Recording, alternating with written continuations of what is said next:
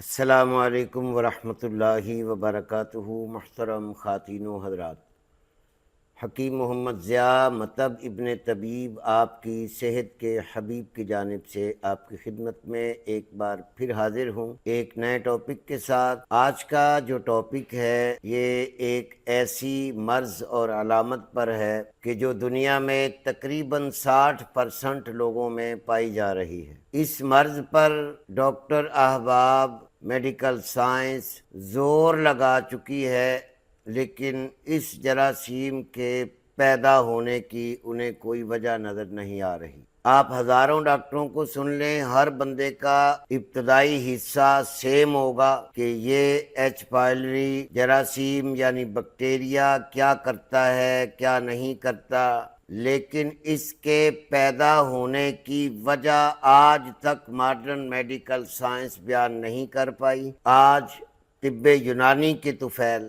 انشاءاللہ اس بات پہ بھی بحث ہوگی کہ یہ بیکٹیریا کیسے پیدا ہوتا ہے، کیسے بڑھتا ہے، اس کی خوراک کیا ہے اور یہ کیا کیا نقصان کر سکتا ہے۔ تو سامعین محترم، اس کا نام ایچ پائلری اس لیے رکھا گیا کہ یہ ایک ہیکلی شکل کا بیکٹیریا ہوتا ہے، بالوں والا۔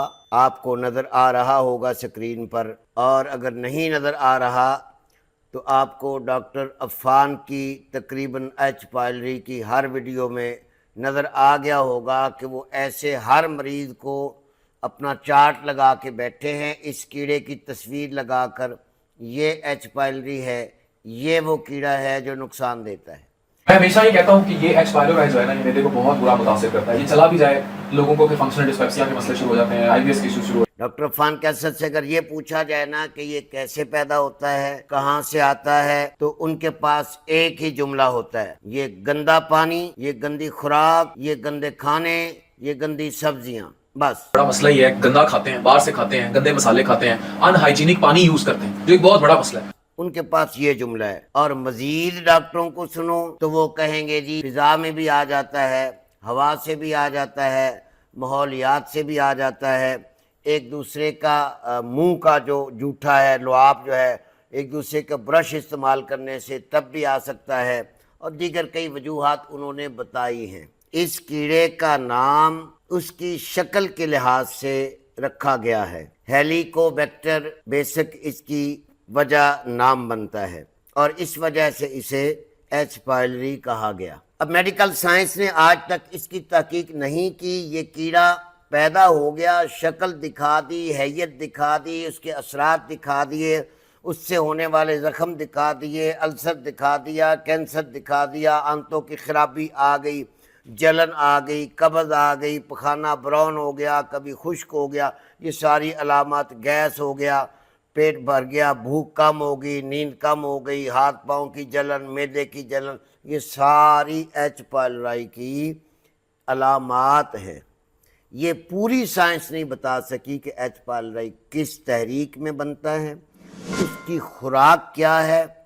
آخر ہر چیز، محترم سامعین و ناظرین توجہ کیجئے گا، حکیم ضیاء آپ سے مودبانہ گزارش کرتا ہے، میرا کسی کے ساتھ اختلاف نہیں ہے، لیکن حق گوئی میرا حق ہے۔ ہر جاندار چیز کو اللہ نے جان بخشی ہے، چاہے وہ خوردبین سے نظر آنے والا کیڑا ہو، بیکٹیریا ہو، وائرل ہو، وائرس ہو، فنگل ہو، منگل ہو، بدھ ہو، کچھ بھی ہو، وہ ایک مخلوق ہے اللہ کی۔ ہم بھی ایک مخلوق ہیں اللہ کی، اپنے ماں کے رحم اور باپ کے نطفے میں ہم بھی ایک کیڑے تھے، سپرم تھے۔ اللہ نے اس کو کیسے بڑھایا، سائنس بتا رہی ہے۔ ماں کا انڈا خوراک بنا، ماں کا رحم ماحول بنا، اس ماحول میں بڑا ہوا، پھر جناب اس کو خوراک ملتی رہی، مینسز کی جگہ پہ مینسز بند کر کے اللہ نے ناف کے رستے خوراک دی، تو یہ کیڑا بڑا ہو کر انسان بن گیا۔ یہ پھر کبھی انشاءاللہ بتاؤں گا آپ کو۔ پتہ ہے میں جب تک تمہید آپ کو سمجھا نہ دوں، کیونکہ میں نے آپریشن کرنا ہوتا ہے ان کا۔ اب انہوں نے ہوا بنا دیا، ہر بندے کو یہ ساری علامات کے بعد ان کا سب سے پہلا وار جو ہوتا ہے وہ وار ہوتا ہے جی کہ آپ اپنا انڈوسکوپی کروائیں۔ اب انڈوسکوپی ہوگی جی، انڈوسکوپی کی فیس آ گئی، اب انڈوسکوپی نے بتا دیا کہ جی معدے میں سوزش ہے، سوزش نظر آ گئی، پھر اگلا ٹیسٹ، کیونکہ ٹیسٹوں کے بغیر کلینک نہیں چلتے میرے بھائی۔ اب انڈوسکوپی کی فیس، پھر چیک اپ کی فیس، اب جناب اس کی بایوپسی کریں گے جی۔ اب ہم نے جج کرنا ہے کہ یہ ایچ پائلری ہے یا کینسر ہو چکا ہے، تو اب وہ بایوپسی کی فیس آ گئی۔ یہ 3 فیسیں تو ڈاکٹر کے ٹیبل پہ آ گئی۔ سب سے پہلے اگر ایچ پائلری پازیٹیو آ گیا تو ڈاکٹر کے ہاں آج تک دنیا میں سوائے اینٹی بائیوٹک کے کوئی دوا نہ ہے، نہ تھی اور نہ ابھی تک بنی ہے۔ بلکہ یہ میں کہوں کہ جتنی دنیا میں اینٹی بائیوٹک بن چکی ہیں ان میں ایچ پائلری کے نام پر جو چیز زیادہ دی جاتی ہے اس میں نیکزم کیپسول ہے، ایمیکسولین ہے، اومیپرازول ہے، کلیریٹو مائسین ہے۔ یہ 3-4 دوائیاں دیتے ہیں، 7 PPI کا ایک کورس کروا دیتے ہیں جی۔ یہ 14 دن کا کورس ہے، 14 دن میں یہ جراثیم مر جائے گا اور آپ کی جان چھوٹ جائے گی۔ اگر 14 دن بعد نہیں ہوتا تو پھر دوبارہ رپیٹ کروایا جاتا ہے جی کہ اب 14 دن اور کر لیں۔ اب سامعین محترم توجہ کیجئے گا کہ ان ساری ادویات کا جو ذاتی مزاج ہے، ان کے جو ذاتی نمکیات جو ہیں یہ الکلائن اثرات رکھتے ہیں۔ ان کا مزاج ایسڈ کی تیزابیت کو کم کرنا ہے، نہ کہ تیزاب کو بڑھانا۔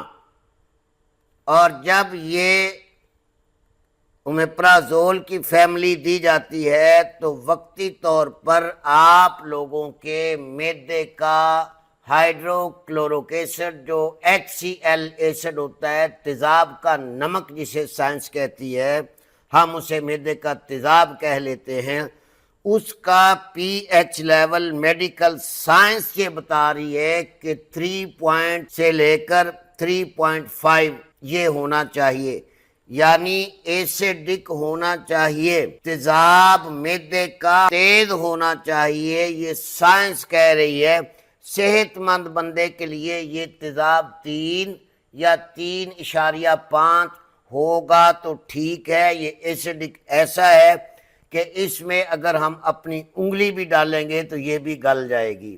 یہی وجہ ہے کہ ہم کچی ہڈیاں بھی چبا جاتے ہیں، جسے پنجابی میں مرکنی ہڈی کہتے ہیں، کوئی جوس والی ہڈیاں چبا کر لوگ نگل جاتے ہیں، تو یہ ہڈیاں بھی پتھر ہضم، لکڑ ہضم، معدہ یہ اس تیزاب کی وجہ سے کرتا ہے۔ تو سامعین محترم جس شخص کے معدے کا یہ تیزاب اپنے پی ایچ لیول پر پورا رہے، اس معدے میں ایچ پائلری جو بکٹیریا ہے یہ پروان نہیں چڑھ سکتا، یہ گروتھ نہیں کر سکتا، یہ اپنی غذا نہیں لے سکتا اور یہ تکلیف دہ نہیں ہوتا۔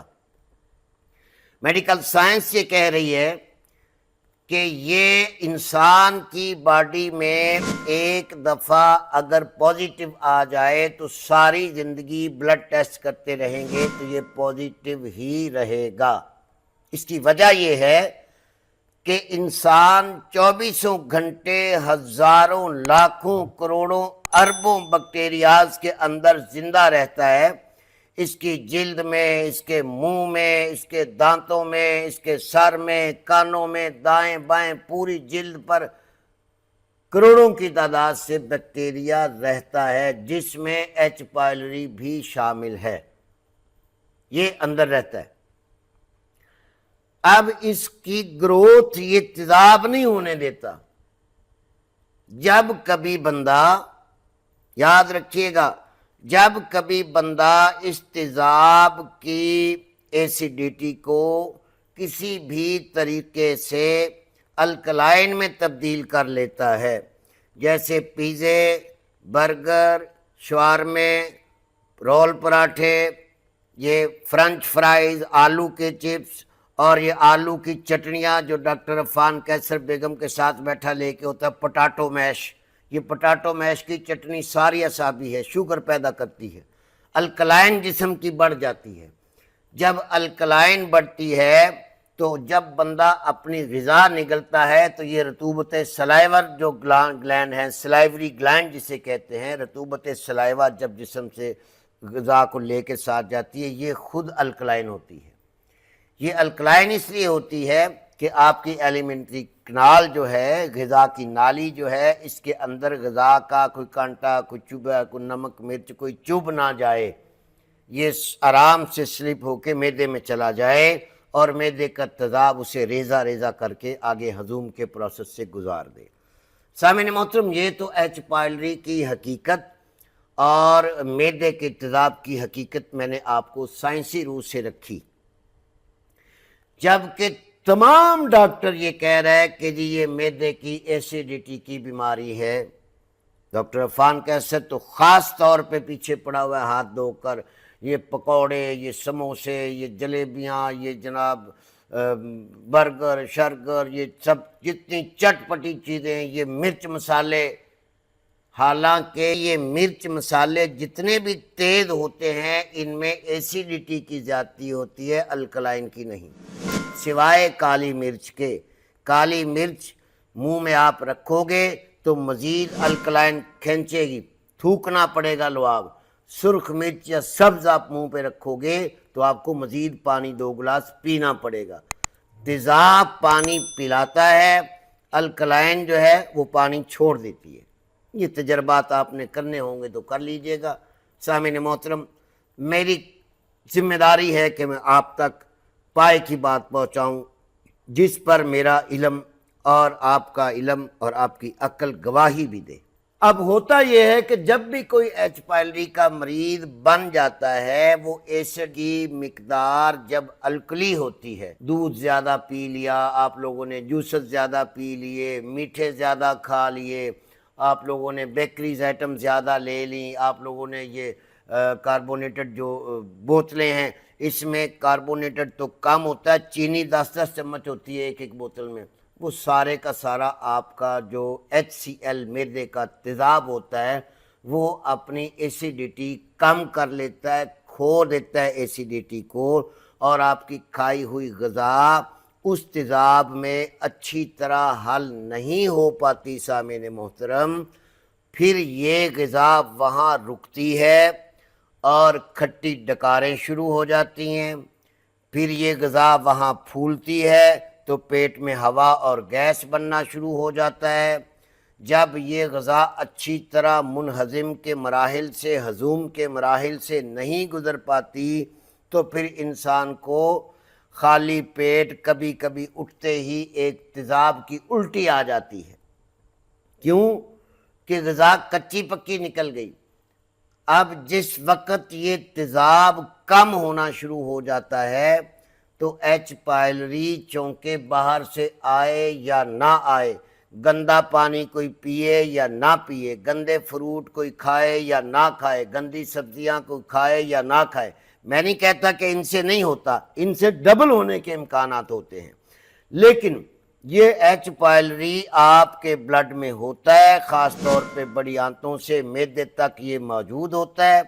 اس کو جب ایسڈ کمزور نظر آتا ہے تو اس کی گروتھ ہونا شروع ہو جاتی ہے، اور یہ ایچ پائلری اس ایسڈ کے اندر زندہ رہ لیتا ہے جو ایسڈ نہیں رہتا بلکہ الکلی بن جاتا ہے۔ ایک طرف تو ایسڈ الکلی بن گیا، ایک طرف غذائیں غیر منہضم رہنے لگ گئیں، ہضم نہیں ہوئی اچھی طرح، ایک طرف مریض جب رات کو سوتا ہے، سنیے گا، جب رات کو لیٹتا ہے تو اس الکلی تیزاب کی وجہ سے، ایسڈک تیزاب نہیں ہے، الکلی ہے، جو آپ کے ایلیمنٹری کنال اور معدے کے درمیان ایک پردہ ہے کہ جب غذا نیچے گرتی ہے تو یہ پردہ بند ہو جاتا ہے۔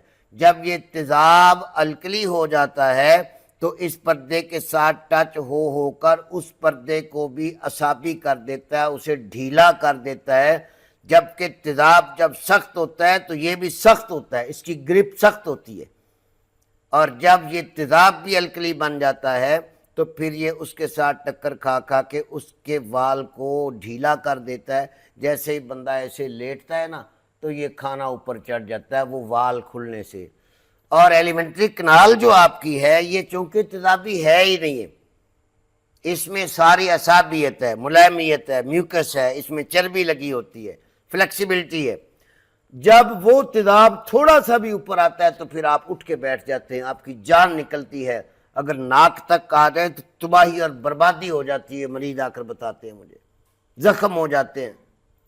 तो ये जब तेजाब बनता है फिर बंदा उठ के भाग के पानी पीता है, और फिर डॉक्टर फतवा देते हैं कि रात को सोते हुए 8 इंच ऊपर तकिया कर लें या ईंटें नीचे दे लें। मतलब उनका ये होता है, उनको पता नहीं होता कि ये वाल खुल गया, नहीं, आप ऊपर रहें, बस ऊपर ऐसे उकड़ू लेटे रहें। अब जैसे ही आप नीचे लेटेंगे फिर तेजाब ऊपर हो जाएगा। तो ये सारी वजूहात हैं एच पाइलरी बैक्टीरिया की। अब ये बैक्टीरिया इस जलन का सबब कैसे बनता है? एक तरफ तो ये इस अल्कली तेजाब के अंदर इसकी ग्रोथ शुरू हो जाती है, ये बढ़ने लग जाता है, बड़े हो जाते हैं। फिर इसकी शक्ल आप देखें, ऐसे चूंचों वाली शक्ल है, जैसे काटना हो किसी चीज़ को। फिर ये मैदे की अंदर की झिल्ली को आहिस्ता आहिस्ता ज़ख्मी करना शुरू कर देता है। सामीन व नाज़रीन तवज्जो कीजिएगा, ये तिब्बे यूनानी का प्लेटफार्म है, पूरी तहकीक से बात कर रहा हूँ। जब ये मैदे के अंदर के परतों को ज़ख्मी करता है, उसको खाना शुरू कर देता है, तो वहाँ ज़ख्म हो जाते हैं। अच्छा, उन ज़ख्मों को जब ये अल्कली तेजाब, हालांकि एसिडिक नहीं है, ये अल्कली तेजाब जब उन ज़ख्मों पे जाकर जो इस बैक्टीरिया ने किए हैं, जब उन पे लगता है तो बंदे को लगता है जैसे किसी ने छुरी मार दी है। ये बैक्टीरिया नहीं लग रहा, याद रखिएगा, यहाँ साइंस अंधी हो चुकी है। जिस बैक्टीरिया ने वो जख्म किया है आपकी मैदे की दीवारों पर, उस दीवार पर बैक्टीरिया नहीं लग रहा, बल्कि बैक्टीरिया तो आपकी उस जिल्द को, झिल्ली को खा रहा है। वहाँ जो जख्म हो रहा है ना, उस जख्म का वही तेजाब, क्योंकि जैसे हमारी एलिमेंट्री कनाल में जाता है तेजाब तो कितनी जलन होती है, तो होता तो ये तेजाब ये चाहे अल्कली है लेकिन कम एसिडिक होता है। उस जख्म के लिए ये सिपरट से 1000 गुना ज़्यादा तेज़ लगता है। सामीन मोहतरम, अब ये सिलसिला शुरू हो जाता है।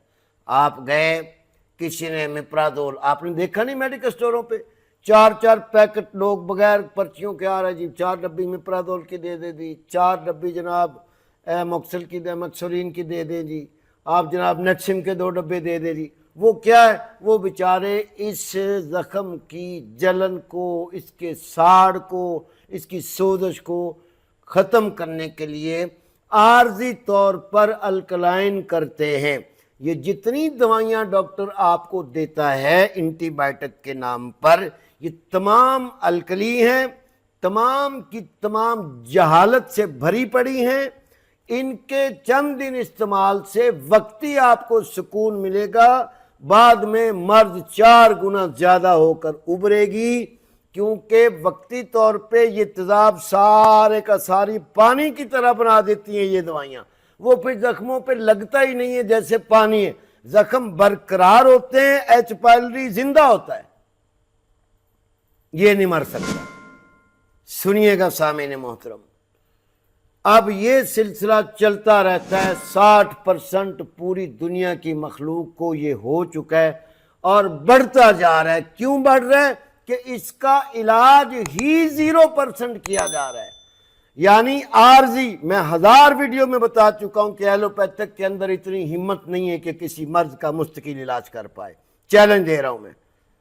अब इसके इलाज के तरीकाकार क्या होने चाहिए?